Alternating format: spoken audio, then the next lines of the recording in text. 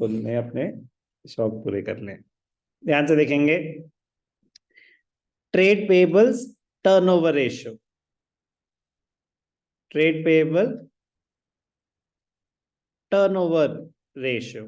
अभी हमने क्या किया, ट्रेड रिसीवेबल्स टर्नओवर रेशियो। अब क्या है, trade payables turnover ratio. Trade payable क्या होता है, क्रेडिटर्स और बिल्स पेबल। क्रेडिटर्स और bills payable collectively are termed as trade payables.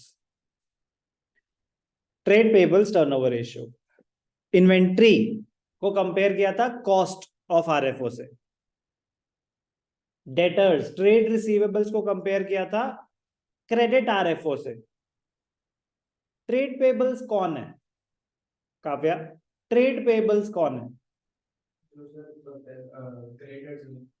Creditors and bills payable are collectively termed as trade payables. कौन है ये लोग, कहां से आते हैं? जिन्होंने क्रेडिट पे सामान खरीदा। तो ट्रेड रिसीवेबल्स कौन है फिर?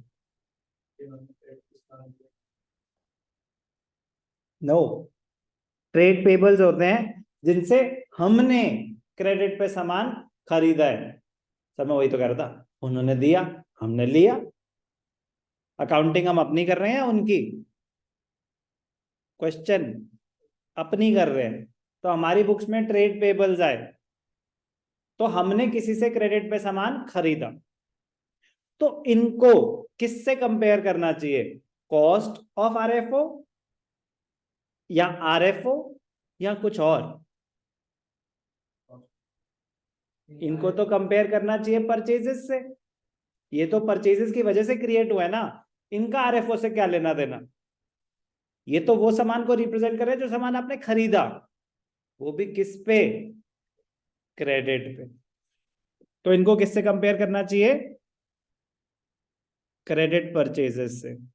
Net credit purchases. भाई ट्रेड पेबल्स हैं तो वो कब जनरेट हुए होंगे, जब आपने क्रेडिट पे सामान खरीदा, तो उससे कंपेयर करेंगे ना, यस और नो? तो net credit purchases upon average trade payables. Net credit purchases क्या है,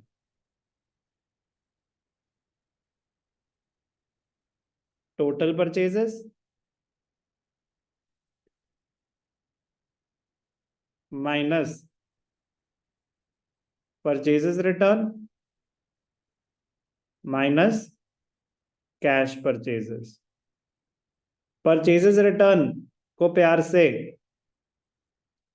रिटर्न आउटवर्ड्स भी बोलते हैं। रिटर्न इनवर्ड्स सेल्स रिटर्न होता है, परचेज रिटर्न क्या होता है, return outwards. Net credit purchase का फॉर्मूला क्लियर है, कोई डाउट? एवरेज ट्रेड पेबल्स क्या होते हैं,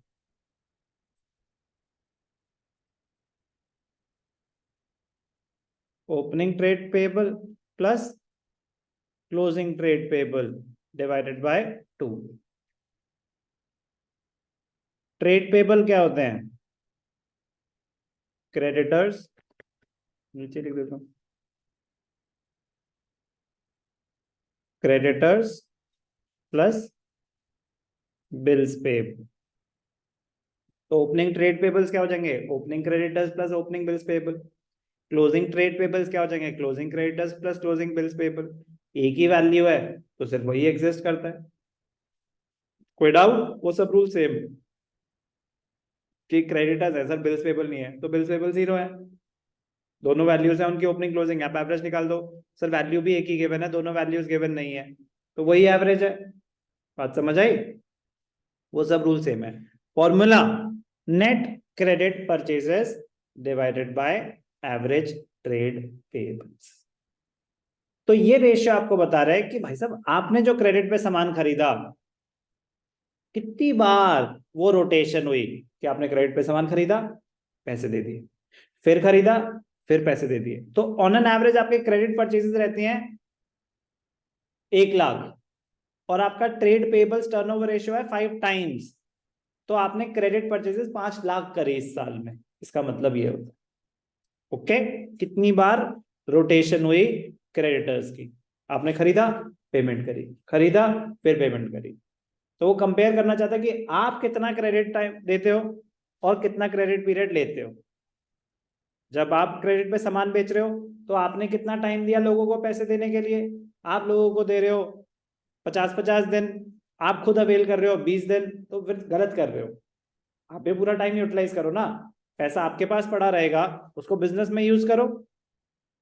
तो एक कंपैरिजन किया जाता है कि आप दे रहे हो लोगों को 20 दिन और खुद अवेल कर रहे हो 50 दिन, वो भी सही नहीं है, ज्यादा स्मार्ट बन रहे हो। पॉइंट मतलब एक आपको कंपैरिजन मिल जाएगा कि आप जो क्रेडिट पे सामान खरीद रहे हो, क्रेडिटर्स कितनी बार रोटेट हुए। तो डेटर्स के टाइम उनका भाई कौन था, डेट कलेक्शन पीरियड। यहाँ पे इनका भाई कौन होगा, debt payment period, average payment period और डेट पेमेंट पीरियड। ध्यान से देखना।